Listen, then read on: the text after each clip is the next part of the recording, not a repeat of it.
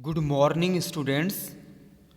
Today we are going for the chapter 7 in civics for class 10th B, outcomes of democracy. It means that in democratic countries, what are the importance and result of the democracy?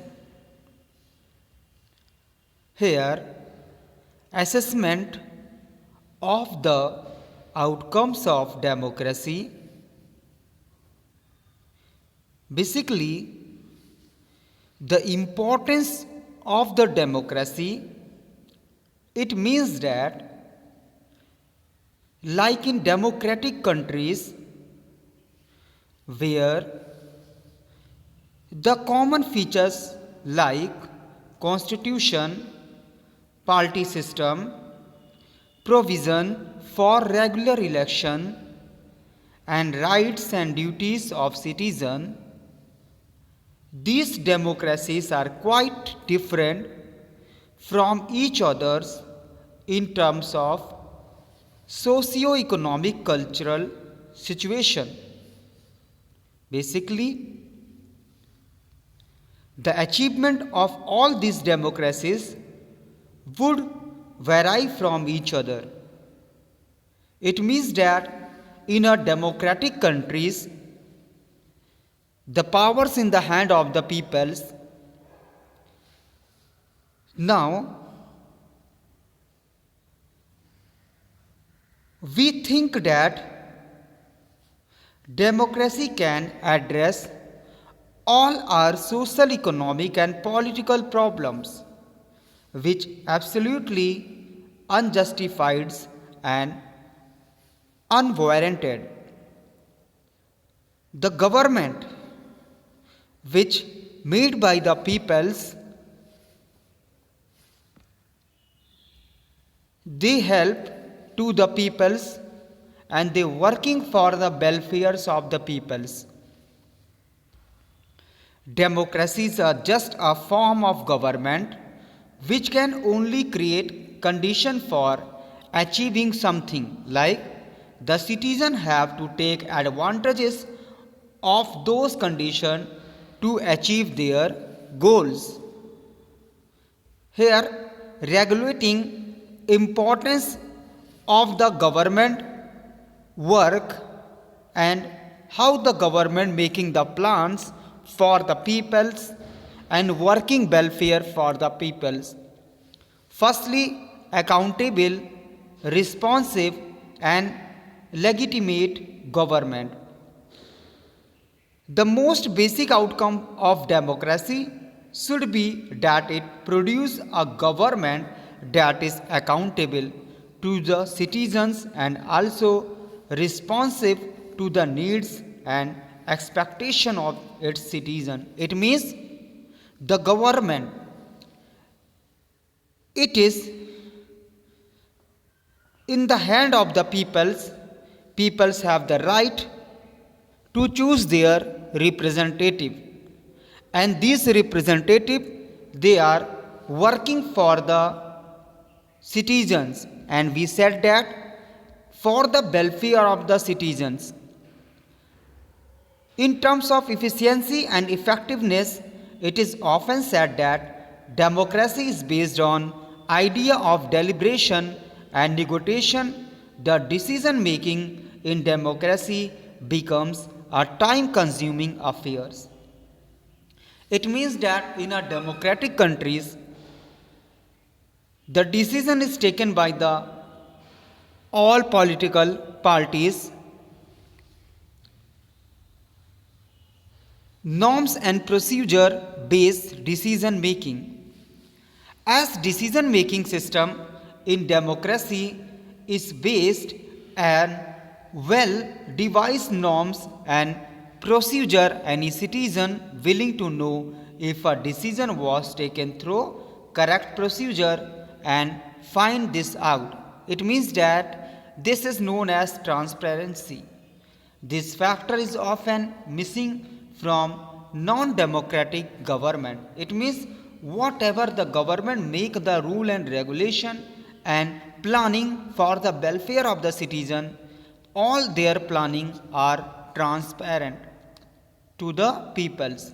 But in a non-democratic country where the monarchy or dictators, they have follow their own rules and regulation, peoples they do not have right to interfere about their political views.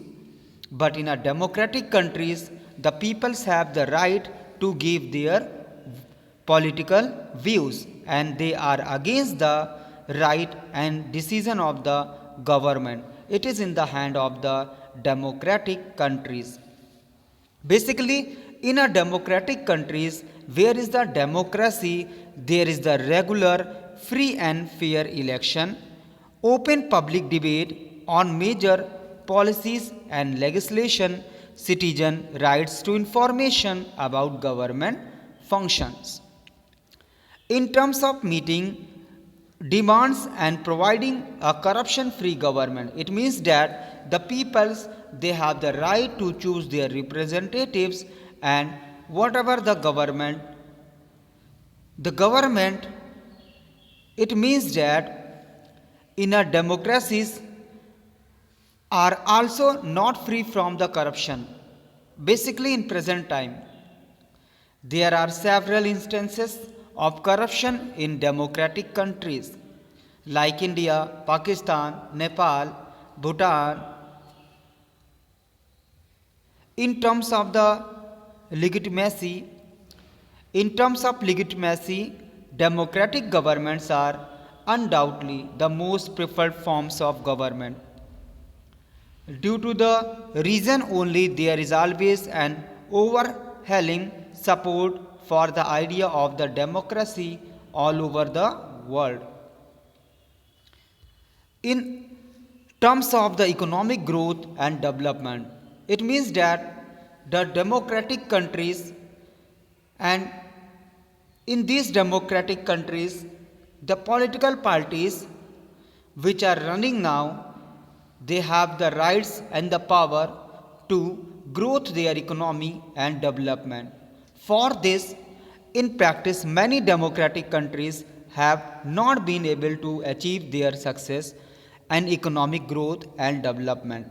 For an example, in period 1950 to 2000, we find that dictatorship have a slightly higher rate of economic growth than democracies.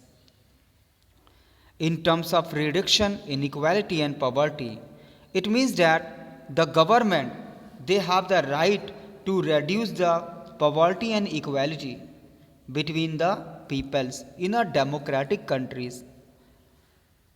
Now, it is also to be seen whatever the economic growth in a democratic countries has actually led to the reduction and increase in economic inequalities. This is the Parliament of India and the symbol of largest democracy in the world. It is true that democracies, a small proportion of highly rich population enjoy maximum share of wealth and income. It means that the peoples who are earning more and more money and the peoples who are rich class peoples they enjoy more powers in a democratic countries, but poor class people they are supporting and they needs their basic things like food, cloth, shelter, health and education. Accommodation of social diversity. Here, the experience of ethnic conflict in Sri Lanka remind us that there are two essential conditions that need to be fulfilled if democracy is succeed in terms of accommodating socio-economic diversity. Democracy is not simply the rule of majority.